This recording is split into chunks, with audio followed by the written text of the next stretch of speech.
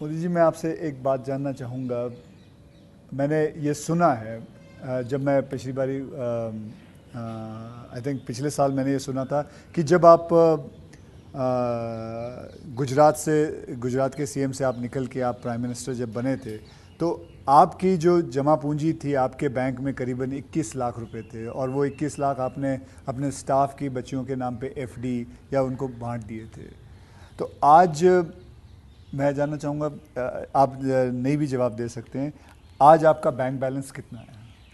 एक तो ये आधी अधूरी बात है। अच्छा। आधी अधूरी इसलिए है कि जब मैं गुजरात से सीएम के रूप में निकला, वैसे मेरा कोई बैंक अकाउंट नहीं था। सीएम बनने के बाद एमएलए बना तो मेरा तनख्वाह आना शुरू हो गया। आपकी बैंक अकाउंट नहीं? उसके पहले नहीं था कुछ। अच्छा, हाँ। हाँ, एक बचपन में निकाला था, तो वो भी एक बड़ी लंबी कथा है। मेरी स्कूल में वहाँ मेरे गांव में एक देना बैंक का ब्रांच खुला, तो स्कूल के अंदर वो देना बैंक के लोग आए थे। उन्होंने सब बच्चों को एक गुल्लड़ देते, कुल्लड़ बोलते,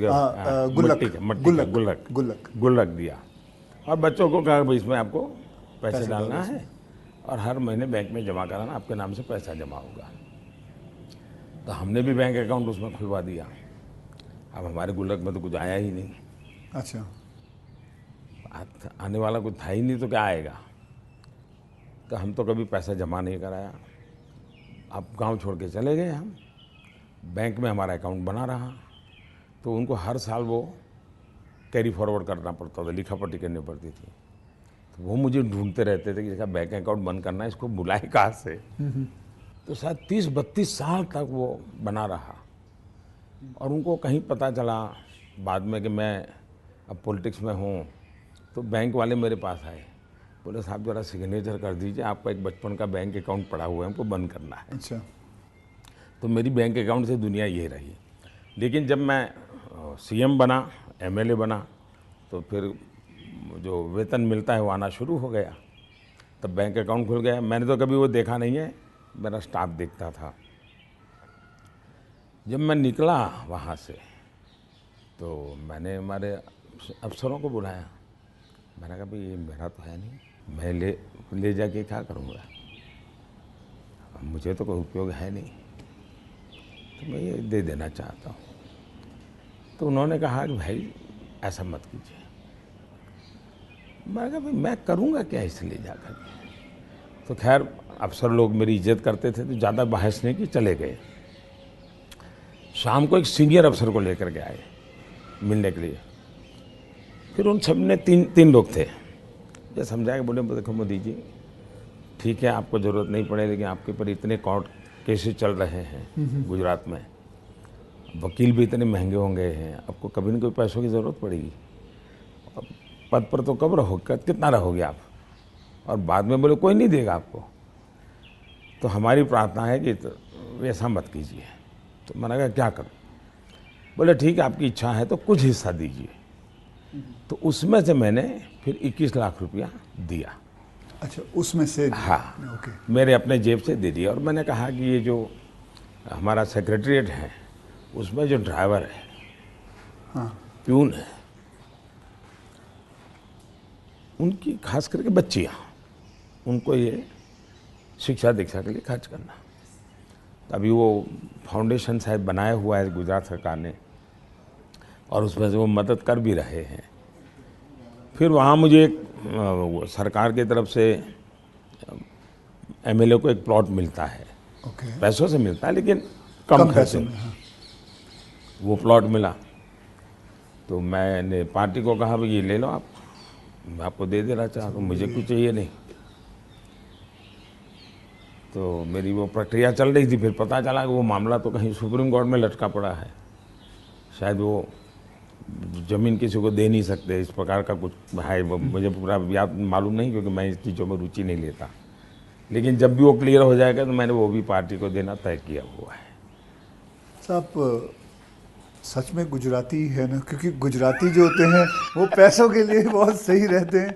मतलब मैं नहीं मानता कि मतलब आपने अपना प्लॉट दे दिया, आपने पैसे दे दिए, तो आप, क्योंकि मैं आपको अगर आप इजाज़त दें तो मैं एक छोटा चुटकुला सुनाना चाहता हूँ। जी जी जी। एक गुजराती आदमी था, बुज़ुर्ग आदमी था, वो मर रहा था। तो वो कहता है मेरी गुजराती ज़रा इतनी ठीक नहीं है, लेकिन वो कहता है कि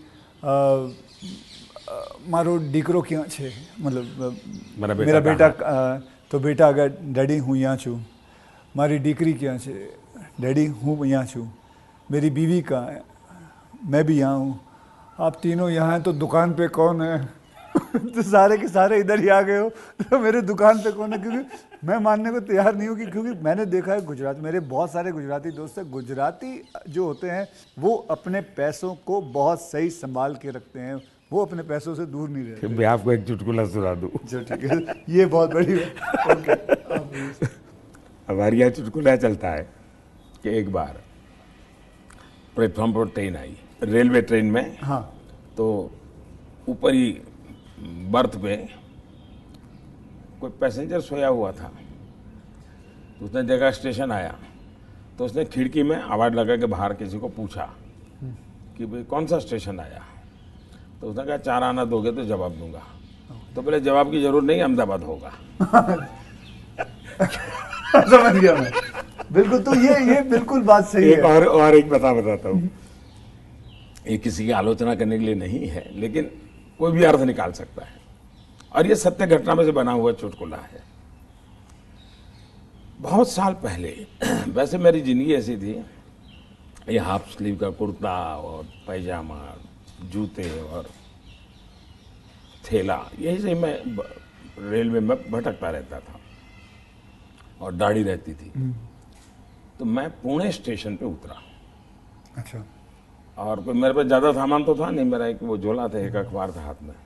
तो मैं पैदल चला जा रहा था, मुझे पुणे में RSS दफ्तर में जाना था, तो मैं पैदल ही जा रहा था। तो एक ऑटो रिक्शा वाला धीरे धीरे धीरे धीरे साथ चलता गया। फिर करीब 100-200 मीटर गया होगा और उसने, मेरा ध्यान गया, मैं कहीं ऐसे कैसे चला रहा हो स्लोली मेरी स्पीड से। मैंने कहा भाई आपकी ऑटो रिक्शा खराब है, क्या प्रॉब्लम है आपका? तो उसने कहा साहब आप नहीं बैठोगे? मैंने कहा क्यों, मैं तो पैदल जा रहा हूँ। तो बोले आप समाजवादी हैं? मैं कहा नहीं, मैं तो अहमदाबादी हूँ। हाँ, तो मैंने कहा क्यों समाजवादी क्यों? ये बोले समाजवादी लोग, बोले हमारे पुणे के समाजवादी जो लोग हैं वो स्टेशन में पब्लिक के सामने ऑटो रिक्शा में नहीं बैठते हैं, दूर जाके गुपचुप बैठ जाते हैं। ऐसा क्यों? लोगों को इम्प्रेशन रहे कि वो मेहनत करते हैं, सादगी वाले हैं। ओके, अच्छा। तो बोले मुझे भी लगा शायद आप समाजवादी हैं, तो औरों की तरह आप भी थोड़ी देर के बाद बैठ जाओगे। तो बोले इसलिए मैं चल रहा था। तो जब उसने मुझे पूछा आप समाजवादी हो, तो मेरा तुरंत जवाब था मैं अहमदाबादी हूँ। आइए सर, एक थोड़ा चलते चलते बात करें आपसे।